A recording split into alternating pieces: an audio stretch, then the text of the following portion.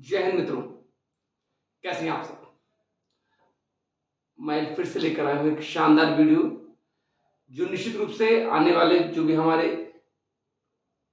प्रारंभिक परीक्षाएं हैं, चाहे वो पीसीएस की परीक्षा हो, चाहे वो आरओ एआरओ प्रारंभिक परीक्षा हो या कोई भी जो वनडे एग्जाम्स होते हैं, उन सभी के लिए ये जो सीरीज है ये बहुत ही बेनिफिशियल होने वाली है। आइए शुरू करते हैं। तो आज मैं लेकर आया हूँ G7। अक्सर ये चर्चा में रहता है, आप ये देख रहे हैं G7। तो ये जो G7 है, G7 का अर्थ होता है ग्रुप ऑफ सेवन।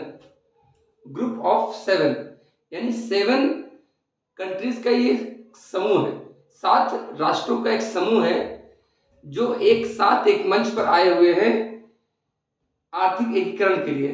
तो बेसिकली अगर देखें, इसकी हम पृष्ठभूमि देखें तो G7 कंट्रीज को एक मंच पे लाने का जो कार्य हुआ था वो बहुत पहले हुआ था। That was year 1975।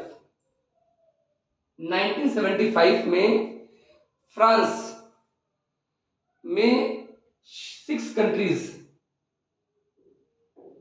6 देश मिले और ये जो एक मंच पे आने की जो योजना को जो मूर्त रूप दिया वो 2 देशों ने दिया, फ्रांस और जर्मनी ने। फ्रांस और जर्मनी इस मंच को बनाने में अगुवा की भूमिका में रहे, नेतृत्वकर्ता की भूमिका में रहे और उन्होंने उस समय की बेहद आकर्षक और आर्थिक रूप से सशक्त अर्थव्यवस्थाओं को एक मंच पर लेकर आए और 6 देशों ने पहली बार एक वर्ल्ड इकोनॉमिक समिट यानी वैश्विक आर्थिक सम्मेलन का आयोजन फ्रांस में किया। वो जो 6 देश हैं, उन 6 देशों में आज का जो G7 है उसमें एकमात्र जो कनाडा था वो इसमें शामिल नहीं हुआ, जो कि बाद में 1 वर्ष के बाद यानी 1976 में 1976 में शामिल होता है। तो कनाडा को छोड़कर बाकी जो 6 देश थे वो 1975 में जो फ्रांस में सम्मेलन हो रहा है उसमें शामिल हो रहे हैं, वर्ल्ड कांग्रेस समिट में। 1976 में कनाडा इसमें शामिल होता है और ये वर्तमान जो स्वरूप है G7 का वो G7 के रूप में वहां पर परिलक्षित होता है। तो 1976 से कनाडा के शामिल होने के बाद कुल मिलाकर उसमें 7 देश हो गए। बाद में जैसे मैंने आपके यहां लिखा है G7 या G8। 1998 में रशिया यानी रूस को भी इसमें शामिल किया गया इस G7 में और रूस के शामिल होने के बाद ये जो G7 था वो G8 हो गया, that became the group of 8। लेकिन 2014 में रूस ने अनधिकृत तरीके से अपने पड़ोसी राष्ट्र यूक्रेन का एक क्षेत्र है क्रीमिया पर कब्जा कर लिया, अधिकार कर लिया और इस घटना के बाद इस वैश्विक समूह ने G8 का जो उनका समूह बना हुआ था उसमें से रूस को निष्कासित कर दिया। That was permanently suspended from the group 8 और पुनः ये जो G7 1976 में बना था वापस 2000, यहां गलत हो गया है, ये 2014 है। 2014 में ये वापस G7 के रूप में तब्दील होता है। अगर हम इसके हेडक्वार्टर की बात करें तो इसका कोई स्थायी मुख्यालय नहीं होता है, कोई परमानेंट मुख्यालय नहीं है। चक्रीय क्रम में जो इसके मेजबान राष्ट्र हैं, जो सामूहिक जो इसके सदस्य राष्ट्र हैं वो मेजबान के तौर पर कार्य करते हैं और जिस देश में उसका आयोजन होता है वहां का जो राष्ट्राध्यक्ष होता है उस वर्ष के लिए इस समूह का अध्यक्ष बन जाता है और वो राष्ट्र उस अवधि के लिए उसको एज ए हेडक्वार्टर ट्रीट कर सकते हैं। अब हम बात करते हैं कि वो 7 देश कौन से हैं। तो आप 7 ही कंट्रीज हैं, आप उसको ऐसे ही याद कर सकते हैं, कंटेस्ट कर सकते हैं। लेकिन अगर हम किसी ट्रिक से देखें तो ट्रिक आप स्वयं भी बना सकते हैं और या एक जो मेरी ट्रिक है उसको आप फॉलो कर सकते हैं। तो जैसे जानते हैं अंग्रेजी के लेटर्स में सबसे ऊपर होता है ए, तो ए से आपका हो गया अमेरिका, ए से हो गया अमेरिका, जिसको हम कहते हैं USA, United States of America. B से Britain, Britain that is called UK, United Kingdom. C से कनाडा, डी और ई हटा दीजिए, लीव इट।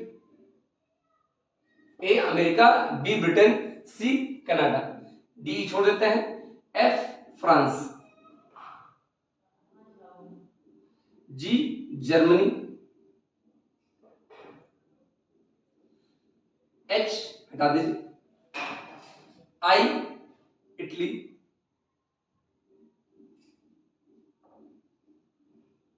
और जे जापान। तो America 1, Britain 2, Canada 3, France 4, Germany 5, Italy 6 और जापान 7। तो ये कुल मिलाकर 7 देश हो गए जो G7 के मेंबर हैं, सदस्य राष्ट्र हैं। आशा याद कर सकते हैं। A America, B Britain, C Canada, D और ई हटा दीजिए, leave it. Go for F से फ्रांस, जी से जर्मनी, एच हटा दीजिए, आई से इटली, जे से जापान। इस तरीके से ये जो 7 देश हैं आप इसे याद कर सकते हैं। मल्टीपल ऑब्जेक्टिव क्वेश्चन में पूछ सकता है कि निम्न में कौन सा G7 का मेंबर नहीं है, आप उसको आसानी से एलिमिनेट कर लेंगे। और बाकी जो लेटेस्ट जो अभी हाल ही में जो इसका आयोजन हुआ वो हुआ 2024 में। इसका आयोजन इटली के पुगलिया शहर में हुआ और ये जून माह में हुआ। तो ये लेटेस्ट करंट अफेयर्स भी है। तो जो G7 का जो तत्कालीन या कहें जो लेटेस्ट में जो आयोजन हुआ है वो इटली के पुगलिया शहर में, PUGLIA पुगलिया शहर में हुआ, जिसका आयोजन जून में हुआ। तो ये G7 की इम्पोर्टेंट है और चूंकि अभी हाल ही में इसकी मीटिंग भी हुई है, तो इस दृष्टि से भी ये बहुत ही महत्वपूर्ण है। अब आप किस विषय पर वीडियो चाहते हैं ताकि आपके एग्जाम की तैयारी होती रहे और आपके ज्ञान में अभिवृद्धि हो, तो आप नीचे कमेंट सेक्शन में वो टॉपिक कमेंट करिए, वो टॉपिक लिखिए। मैं निश्चित रूप से वो विषय आपके समक्ष लेकर आऊंगा। लगे रहिए, जुटिए, मेहनत करिए और अभ्यास करते रहिए। परिश्रम एवं कार्याण सिद्ध्यन्ति, परिश्रम से कार्य सिद्ध होता है। एक नियमितता रखिए, कॉन्टिन्यूटी रखिए, फर्म डिटरमाइंड होकर अपना काम करिए और कुछ भी हो अगर आप तय कर लेंगे विचारों की शक्ति ही आप वो क्रियात्मक रूप से परिणित होगी। Action speaks louder than the sound. तो आप कर्म करिए, क्रियाशील रहिए। एग्जाम का दौर आने वाला है, अभी से प्रॉपर प्लानिंग करिए और उसको एग्जीक्यूट करिए।